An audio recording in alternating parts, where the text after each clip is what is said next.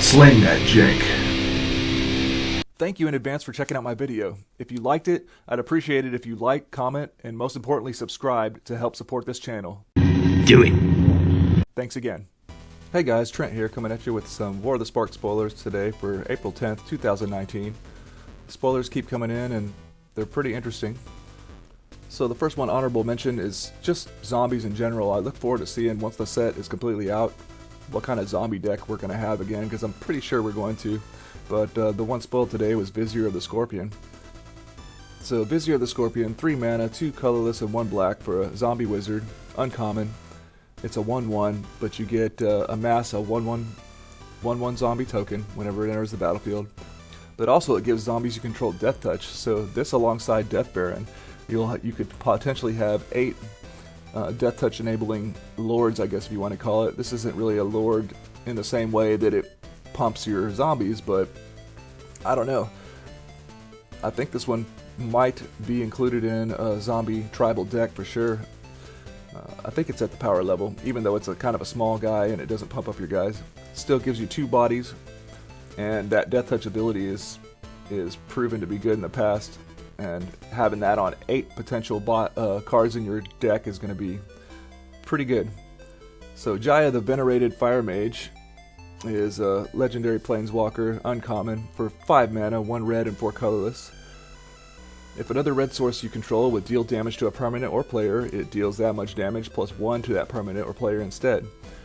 Loyalty 5 and -2, Jaya Venerated Fire Mage deals 2 damage to any target. So Jaya Venerated Fire Mage, to me, I don't know. They don't want to make Jaya good. I don't know what the deal is. One big complaint I see with this card, I mean, other than the high casting cost, I think the mana cost is too high for this to be good. But it says if another red source, so she doesn't even get her own bonus whenever you -2 her. She still just does 2 damage to any target and not 2 damage plus 1. I mean, they could have at least, for 5 mana, that -2, they could have made it tack on the additional 1 damage, I think. I don't know. I think this card is pretty underwhelming. But this one is a little bit more spicy. Awakening of Vitu-Ghazi, a 5-drop instant in green, 3 colorless and 2 green for a rare. You put 9 +1/+1 counters on target land you control. It becomes a legendary 0/0 elemental creature with haste named Vitu-Ghazi, and it's still a land. Wow. Talk about a got you card out of nowhere. At instant speed, you can make a 9/9 with haste. Of note, it does not untap the land.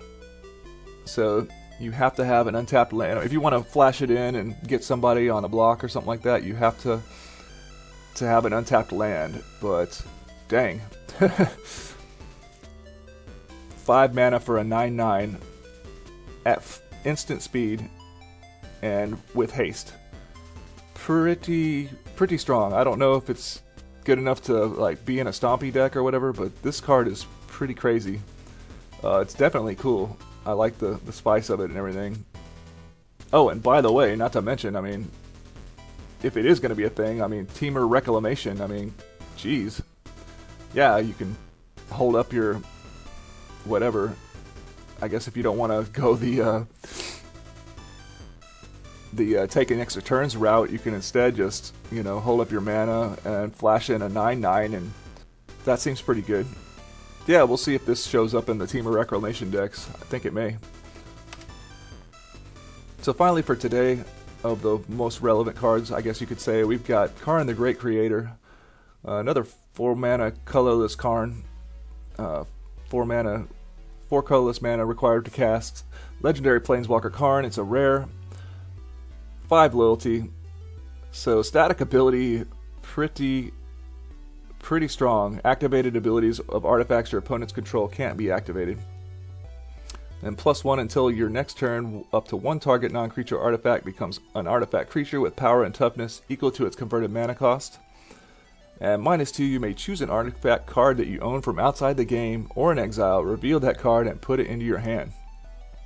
Wow. I don't know if this is good enough for Vintage, But man, turning off activated abilities of your opponent's artifacts sounds like a major vintage kind of effect that you would want.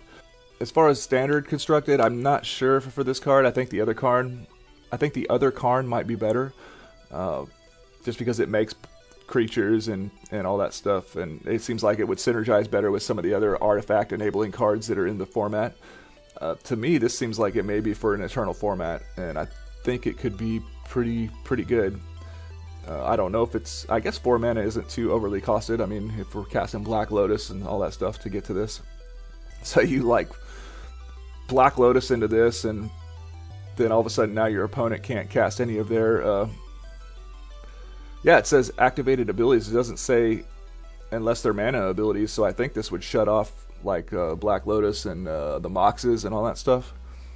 So we'll have to see, but I think this is going to be...